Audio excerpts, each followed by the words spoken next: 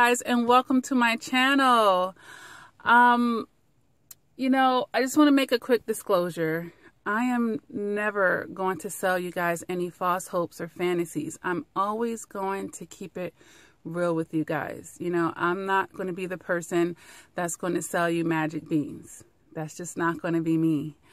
I recently made a video about realistic expectations when we're healing from trauma. Something that has devastated a person's life. And I said, it's a lifelong journey. And that's true. I mean, we can manage it. We can manage those emotions all the way down eventually with the proper work to where it barely affects us. But when you experience something that's traumatic, that is usually a turning point in someone's life. That is a moment that someone will never forget, So, a lot of times people want to be told after experiencing something traumatic that, hey, one day you're going to wake up and you'll never think about this. It'll never affect you on any scale ever again. And that's really not realistic. I wish I could say that, but that's not realistic. Usually a person that has went through a trauma and they act that way, they're usually in denial about some things. It's much healthier to express the feelings and let them flow out and do the work and manage it down to a level to where, okay, I remember it, but it doesn't hurt me the same because I've done so much work in the healing process that I'm standing here legit happy and joy today. That's what you want. Okay. But this video is about triggers. And it all connects with that as far as the healing process and trauma. A trigger is any person, place, or thing that reminds you of the trauma. It could be anything. It really can.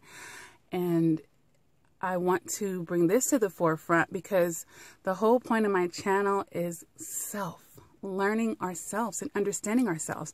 So if we're going on this lifelong journey process to manage this trauma that we've went through and getting back to ourselves and managing and keeping that peace, we need to understand ourselves and how we process that trauma and what's still lingering with us.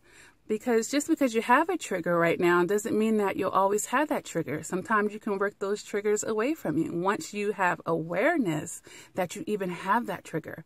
And for some of you, being as though you're healing from narcissistic abuse, the trigger could even be trying to have another romantic relationship because the trauma happened within the romantic relationship.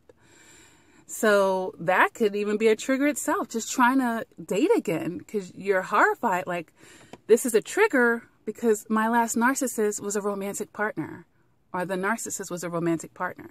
And this is what I'm talking about. I've canceled rape survivors, and their triggers can be all types of things. It could be a scent. It could be a neighborhood where the rape took place. These are examples of triggers that a person can have after a traumatic event. I mean, once you know your triggers, you can start beginning to work them out of the equation. You can try at least to work them out. And we do this by rationalizing, but we have to at least know why. Because sometimes the feeling will come over you and you're wondering, like, what happened? Like, I wasn't really thinking about it. Why do I feel like this all of a sudden? It's something that you were exposed to that subconsciously took your mind back to that, So it's a good idea, in our self-reflection.